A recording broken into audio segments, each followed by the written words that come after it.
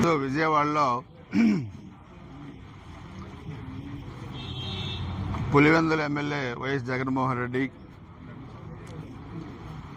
ఒక మీడియా సమావేశంలో మాట్లాడుతూ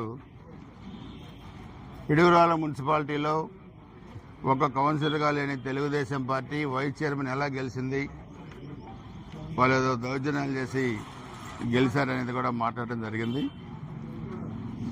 జగన్మోహన్ రెడ్డికి ఒకటి చెప్పాలి, మీరు అధికారంలో ఉన్నప్పుడు రాష్ట్ర వ్యాప్తంగా జరిగిన అన్ని మున్సిపాలిటీలు, మండలాలు, స్థానిక సంస్థల ఎన్నికల్లో ఆ రోజు తెలుగుదేశం పార్టీ అభ్యర్థుల్ని నామినేషన్ కూడా వేయనీయకుండా మీరు దౌర్జన్యాలు చేసి ఏకగ్రీవం చేసుకున్నారు. ఆ రోజు పిడుగురాల మున్సిపాలిటీలో మా అభ్యర్థులు నామినేషన్ వేయడానికి వెళ్ళినప్పుడు మీరు ఎలా అడ్డుకున్నారో మీరు ఆ వీడియో కూడా మీకు పంపిస్తాను, మీరు కూడా చూడండి. నేను మీడియా కూడా రిలీజ్ చేస్తాను. కానీ నిన్న జరిగిన దాంట్లో ఎక్కడా కూడా ఎలాంటి అవాంఛనీయ సంఘటనలు జరగలేదు, మేము ఎవరిని అడ్డుకోలేదు. మొత్తం మీరు ఆ రోజు వన్ సైడ్గా చేసుకున్న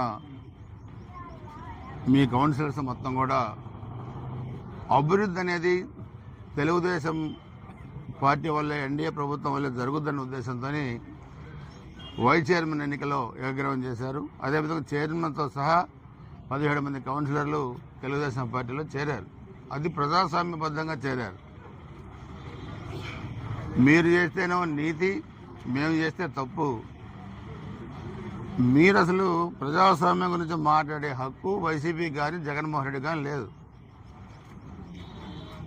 ముందు మీ